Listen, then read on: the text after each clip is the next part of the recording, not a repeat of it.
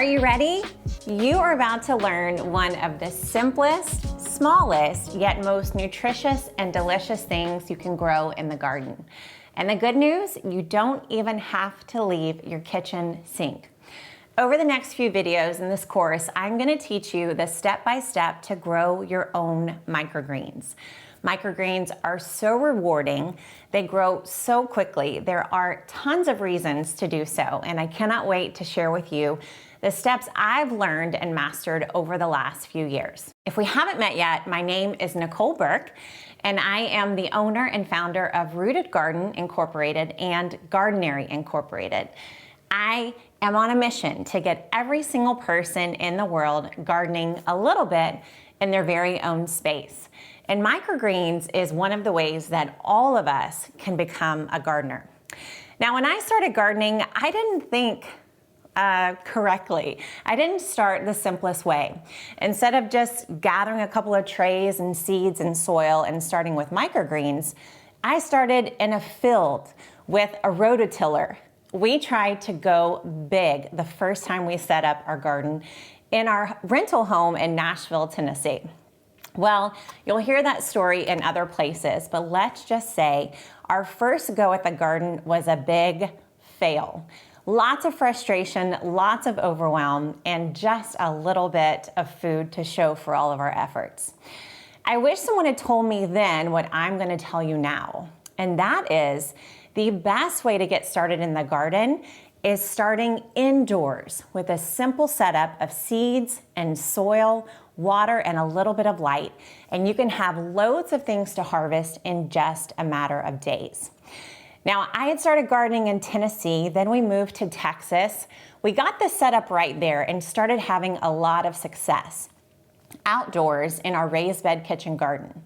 Well, after we had a few years of success, that's when I got the idea to start Rooted Garden.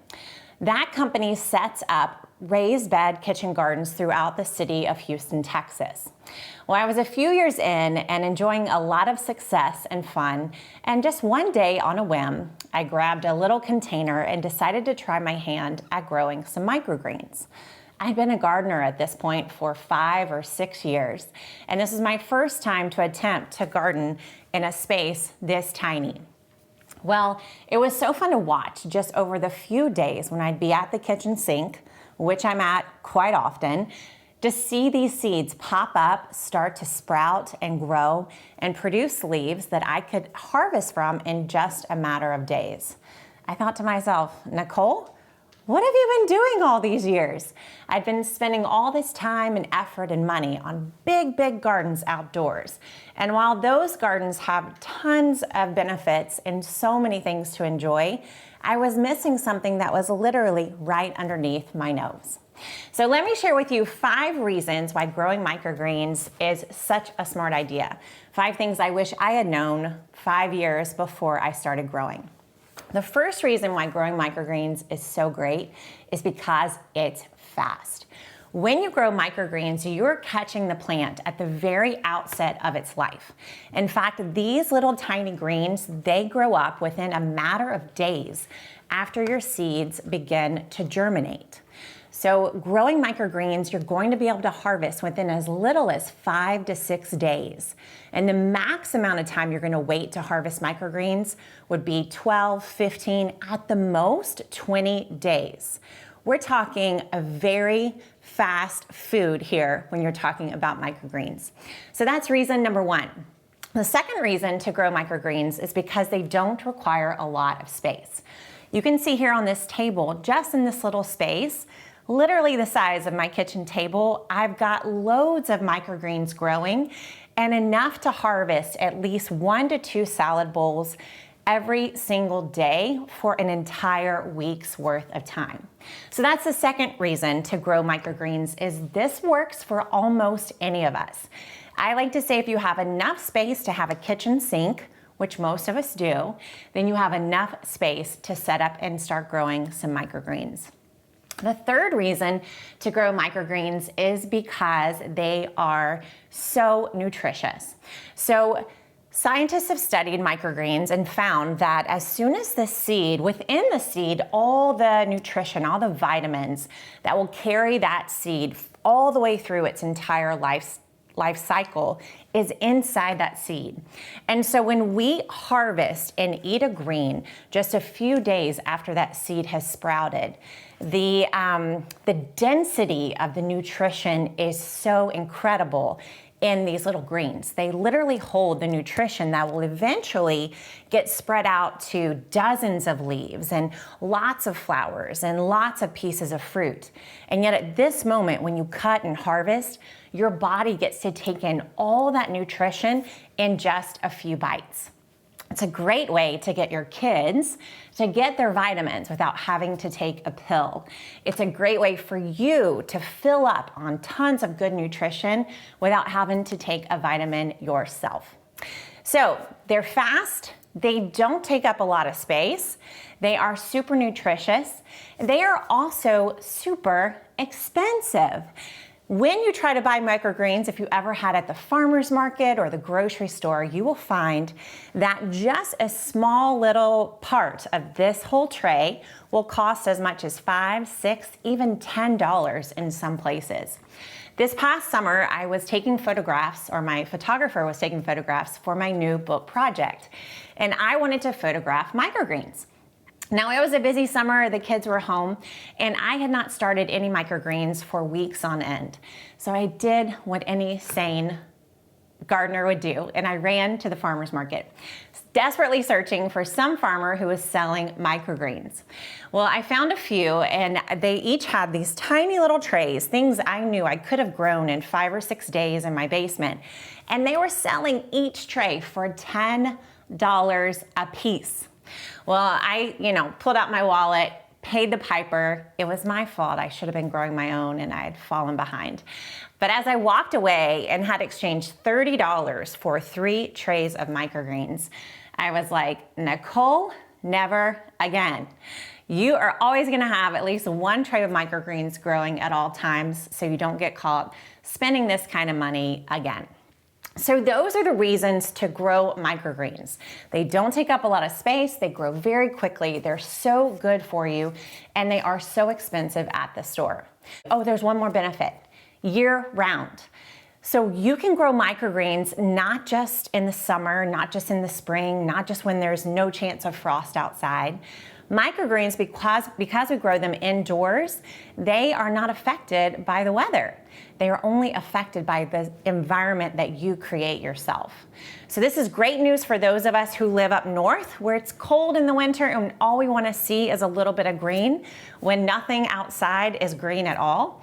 And it's also great news for those of us who live in warmer climates.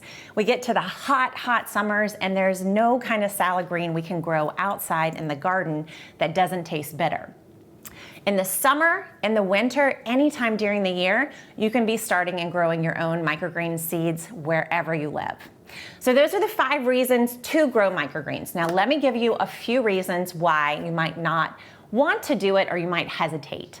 The first is the setup. Though I'm going to show you the step-by-step to set up your microgreens, it is true that there is a little bit of legwork you've got to do at the beginning to get it right. Now, I'm all about just getting started. I love to say you don't have to get it perfect, you just got to get it going. And that is definitely true for growing microgreens. But you are going to see so much more success if you take some time and set it up well. So that's one of the reasons why a lot of people pause or stop growing microgreens is they try to do it just a real simple way, maybe right in the windowsill of their kitchen or something like that, and it doesn't turn out so great. So you do need to take time to set it up correctly. The second reason why some people don't like doing microgreens is because it does need your daily attention. So if you're someone who's jet setting, who's traveling a lot, or who just does not want to have something that they do on the daily, then microgreens can be harder to take care of because they will need your attention, not for long, literally 1, 2, maybe 5 minutes a day, but they do need your daily attention. And then the third reason that you might pause or think twice about growing microgreens is their one-time usage. So if you've gotten accustomed, as I had in the garden, to things that were very cut and come again, where I could cut from a lettuce plant, come back a few days later, later and cut from the same plant again. Or I might pick a few cherry tomatoes, then come back next weekend and pick a few more cherry tomatoes.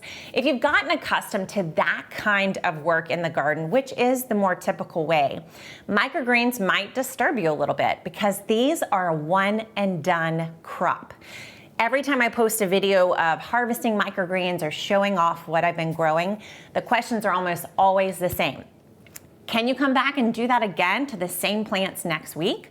What about the soil? What are you gonna do after you harvest those greens? I think it's instinctual to us that we want something that we can keep for a long period of time. And microgreens are not that thing. So each of these greens pictured here, I will harvest from these greens and then these trays will be finished. I will pull out, and you'll learn how to do this, I'll pull out the soil, I'll put it in the compost pile, and the greens that I cut from each of these microgreens, that will be the end of that plant. So if you've grown accustomed or you're just even sensitive to the idea of letting a plant live its full life and grow to its full maturity, then microgreens may break your heart a little bit because you're cutting off these plants at the outset of their lives and they will not be growing past that stage. Once you harvest from these trays, you have to say goodbye to this tray and then start all over again. That being said, I personally believe that the pros far outweigh the cons for growing microgreens. You don't have to grow this many, but I do think we can all benefit from growing just a little bit, a couple trays every week or every month to benefit us, to give us a sense of what's possible from a few seeds, to build the nutritional storehouses in our own bodies, and to train us and teach us to care for plants on the daily. You know, the definition of a gardener is someone who tends the garden. And oftentimes when something's kind of slowly growing outside or we have these long stretches where nothing's happening in the garden, we can grow further and further away from just the daily habit and practice of gardening. Microgreens, they're not gonna let that happen. So let's dive in. I'm gonna show you everything you need to know about growing microgreens just like these. And then you can start telling your own stories about all the harvests you're finding right on your kitchen table too.